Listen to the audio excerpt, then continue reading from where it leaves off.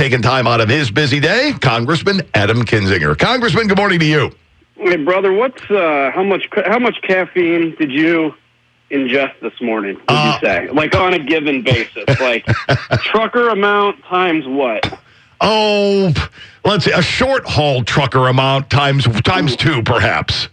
Well, that's a good hit, man. Well, you know how we do coffee around here, too. You know, we don't serve it up by the mug, we serve it up by the slice.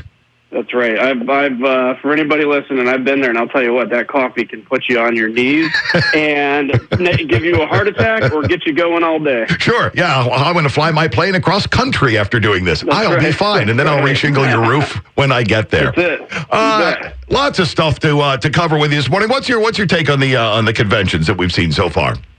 I think the Republican convention has been really good. I think look, a month ago, we were going to do this all in person. This was all kind of created, I guess, last minute.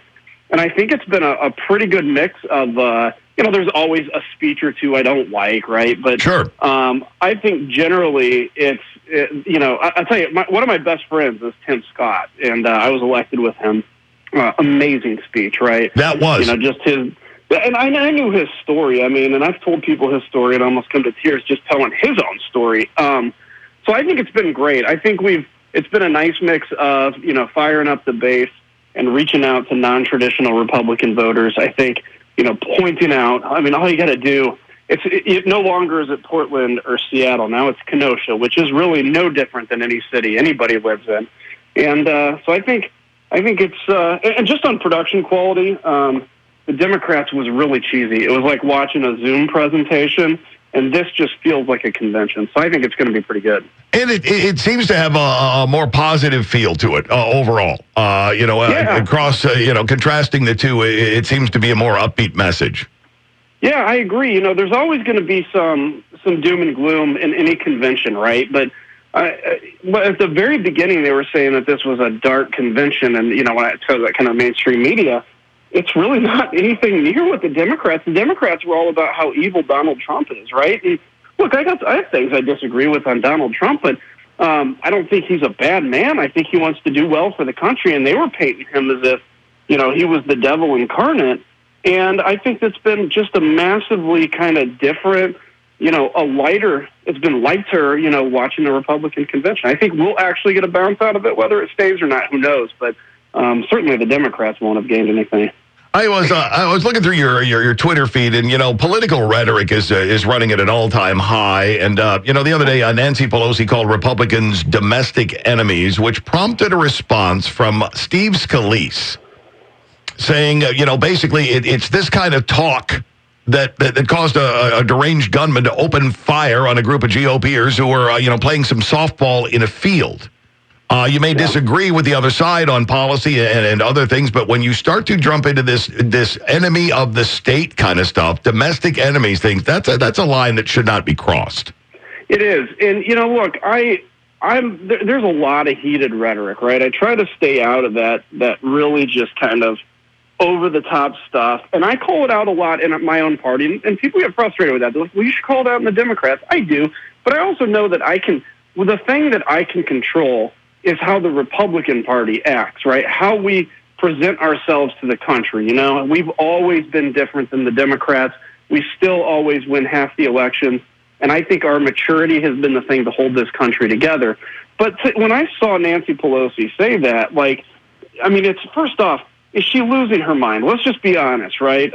She does not have the same step that she used to have. But then to openly say things like Republicans in Congress are domestic terrorists in essence, if Steve Scalise had said that, or if Kevin McCarthy, or if I had said that about the Democrats, that would be national news everywhere. And so we had to call it out. And I think between Kenosha, Wisconsin burning and other things, the average American is going to look at this and go, yeah, I may not like everything about Republicans, but boy, these guys on the other side scare me. Well, and we're seeing a concerted effort not to condemn so much of the violence that we're seeing, instead passing it off as peaceful protests that in some cases went astray. Yeah, that's the other thing I can't understand is, but what I think that actually shows is how the Democrats are now hostage to the far left, right? So if you think back in the last 8 years of the Republicans, there have been moments where I'll call it the far right, and I don't mean it pejoratively, but, there have been some pretty silly ideas out there that have kind of held our legislative agenda hostage because, there's people that are saying do this, whatever that is, and we shut down the government once, and we knew we couldn't have done anything with that. But this is the left's version of that on steroids because it's the AOCs, the Bernies, everybody sitting here saying, I frankly burn the city down to make the point, and the Democrats just can't oppose it. But I think they're going to start to do that because they're seeing that the polls are not working, and they are going to lose this election if this continues. Well, I saw where Don Lemon had said the other night, we need to get this stopped. It's reflecting in the polls. Mm-hmm. Yeah, it's not about, the car dealership that we've all driven by in Kenosha. It's about the reflection in the polls. Whatever it takes, fine. But I think, look, it's we're all about freedom, right? We're all about you living your life the way you want to live it. But you can't do that without security. And so we've just gotten to the bottom of the Mavlov's hierarchy of needs voting this year, and the Republicans are going to be the security guys. What about this, this ongoing argument back and forth about voting via mail? So I'm not a huge fan of it, and it depends how it's executed. So people are mistaking voting by mail with absentee balloting. Absentee balloting we've always done. That's great, right? You can request an absentee ballot. You can vote early. You can vote in person. The concern with universal mail-in balloting is everybody gets a ballot, right?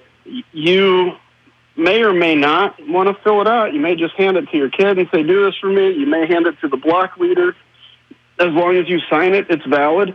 Now you have to confirm that signature, right? And this whole bunch of things. But the issue that really I get concerned about is if you look at the race in New York, for instance, there's like 10,000 ballots that either don't have postmarked or were postmarked late. In both cases, all those ballots should be thrown out. But now they are literally going to court almost every single one of them. So there is no way I think we get a result on election night with this out there. Everybody should have a right to vote. I believe more people should vote. We have absentee balloting. We have early voting. We have daytime, day of voting. Plenty of options out there. Well, that and the idea that, we need to vote by mail because of this COVID pandemic. But, we can go to the store. We can go to the restaurant. We can obviously go out and fill the streets and protest and all that. I think we can carve out a little time during a day to go vote.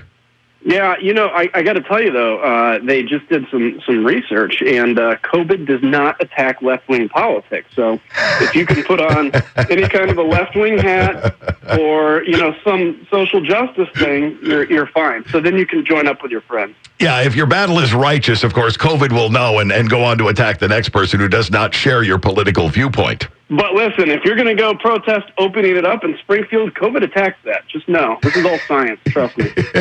Yeah, a lot of people don't know this. You got to look real deep into the CDC's website. Mm-hmm. You'll see these things. You'll see these things start to work out.